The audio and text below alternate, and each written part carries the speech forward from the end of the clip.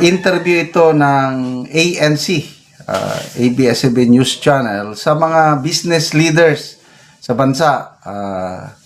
George Barcelon, ang presidente ng Philippine Chamber of Commerce and Industry. Yan po ang pinakamalaking grupo ng mga negosyante sa Pilipinas. At saka yung president ng Philippine Stock Exchange. Yung sentimento ng business community is nagagalit na sa talamak na korupsyon sa ating bansa. Salamat at nagsasalita na sila.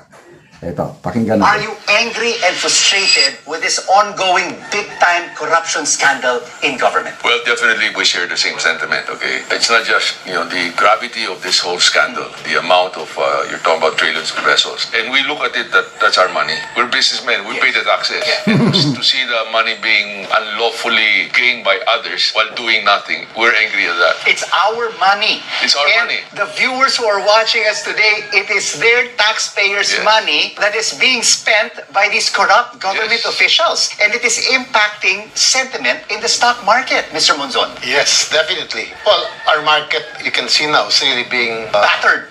dominated by sentiment. Okay, and what is that sentiment? Sentiment is really confidence, and there's a confidence in the market, and so you can see that volumes are down. Our market's down 6% from the end of last year. I mean, the only market that's lower than us is Thailand, which is also experiencing some turmoil, right? So you can see that investor confidence is very important in in how the market performs.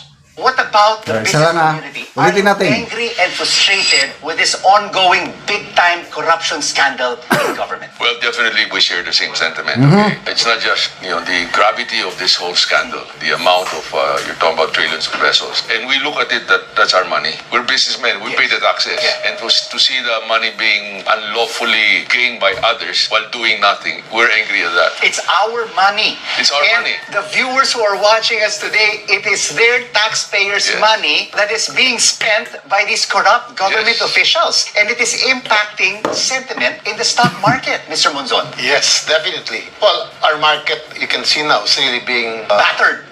dominated by sentiment. Okay, and what is that sentiment? Sentiment is really confidence, and there's a confidence in the market, and so you can see that volumes are down. Our market's down 6% from the end of last year. I mean, the only market that's lower than us is Thailand, which is also experiencing some turmoil, right? So you can see that investor confidence is very important in in how the market performs. What about the business Yan. So, wala man sigurong Pilipino na natutuwa sa nangyayari ngayon except sa mga, alam mo na, yung nakikinabang sa talamak na korupsyon na ito.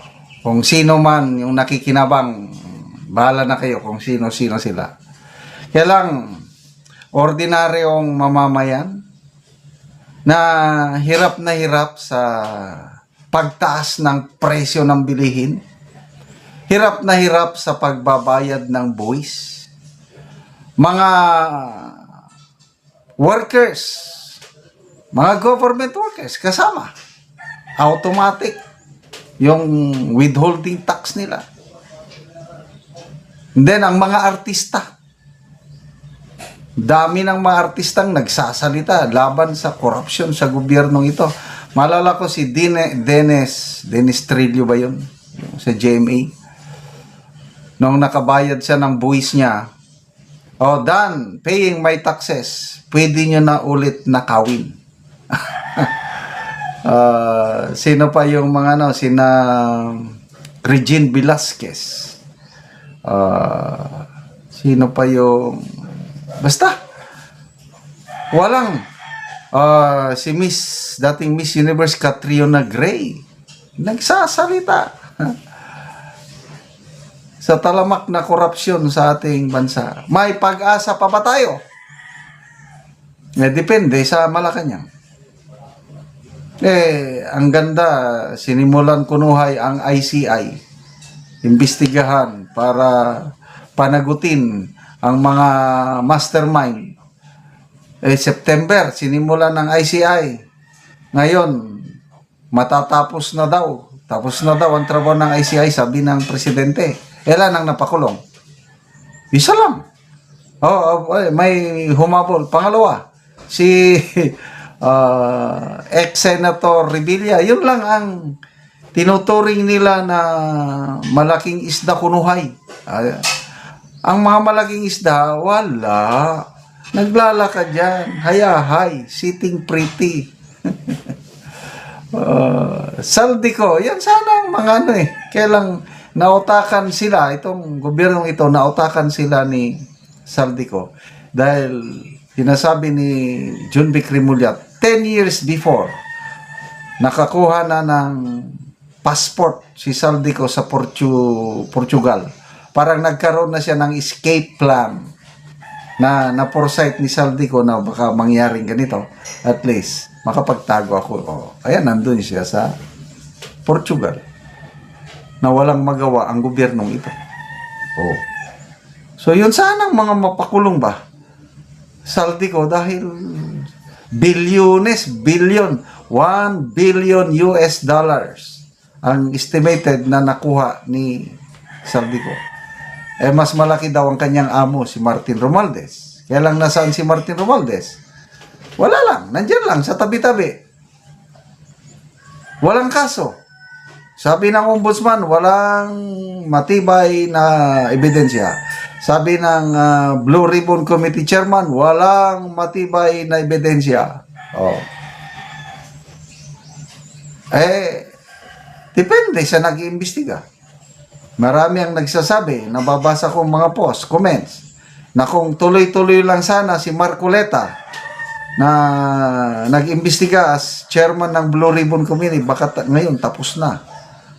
Napalitan Asang pumalit, si Senator Lacson, ang ganda ng simula niya nung una, ang daming bumibilib kay Lacson nung una, ngayon nagbabago ng ihip ng hangin. Dahil parang nagiging inutil ang Blue Ribbon Committee sa tingin ng karamihan. So, may mapapanagot ba? I don't know. Wala na akong aasahan sa investigasyon ng gobyernong ito. So, dito pa lang, kahit mga ganitong survey lang, makikita mo na sa social media kung sino yung gustong-gusto ng taong bayan. But anyway, malayo-layo pa naman ang election. Kaya lang, mainit na kasing usapan tingnan nyo si Secretary John Vic Remulla sa isang interview. Walay limod-limod. Parehas na sila ni Senator Hontiveros. They're now open. Sabi ni Secretary John Vic Remulla, he knows what to do. As DILG Secretary, dyan na siya nahahasa na ng gusto. He can make the country better pagdating ng 2028. Wow! Kaya, wag na kayong magtaka kung palaging nagpapa-presscon si John Vic Remulla. Kaya, itong si ex-Senator Trillanes, pinagsabihan na si John Vic na wag kang palaging pa-presscon dyan. Tignan mo, ang dami ng fugitive na hindi mo mahuli-huli. Pinatutsadahan na ni Trillanes Kasi si Trillanes, ang manok niya talaga si Riza Hontiveros. At ang gusto ni Trillanes, magkaisa ang mga kakamping at Marcos camp para mas malakas ang chances nila na manalo laban kay BP Sara. Kaya lang, sa lumalabas ngayon, gustong-gusto ni John Vic Remulla magkandidato. So, anong ibig sabihin yan? Yung plano ni Trillanes na pag-isahin ang Marcos loyalist at kakamping, malabo. Kaya pinagsasabihan niya si John Vic na bawas-bawasan mang preskon mo. Doon ka magtutok sa trabaho mo. Ang dami na fugitive, wanted na hindi mo na. Pinangalanan niya si General Bantag ba yun? si Bato, Leonardo. Sino ba yung Leonardo? Saldico. Tama nga naman. Ang daming mga dapat huliin, Atong Ang papala. Ang daming dapat huliin, trabaho yan ng DILG. Kailang, as of now, parang lumalabas, walang magawa ang DILG.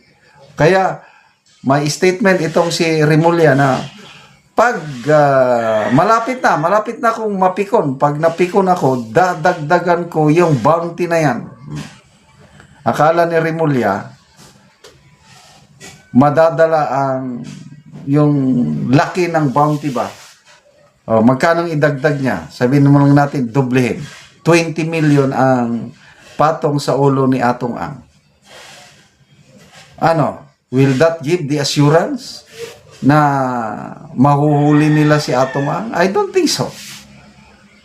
Kasi may mga reports na nakalabas na ng bansa si Atong Ang. Parang ganon din kay Saldico na alam na ng gobyerno, yung mga tauhan ng gobyerno kung nasaan si Saldico, kailang wala silang magawa. Kasi parang Forbes Park daw ang pinagtataguan ni Saldico sa Portugal. Hindi nila ito basta mapasok-pasok dahil exclusive na subdivision. Tapos, very confident pa siya na wala kaming sinasanto. Kaya namin huliin namin yan. Pati itong si Bato, Senator Bato. Sinasabi niya na, nandyan lang yan sa Davao. Hindi pa kami makagalaw ngayon dahil wala pa yung warrant of arrest. Kaya lang, pag meron na, tignan lang natin anong mangyari. Parang ganon. So, balik tayo. Grabe. Isa na lang ang sagabal sa pagiging presidente ni BP Sara, itong mga impeachment cases na isasampa laban sa kanya this year. So, next month, watch out. Talagang kaliwat kanan ang isasampang impeachment. So, pag nalusutan ni BP Sara itong impeachment cases niya this year, wala na.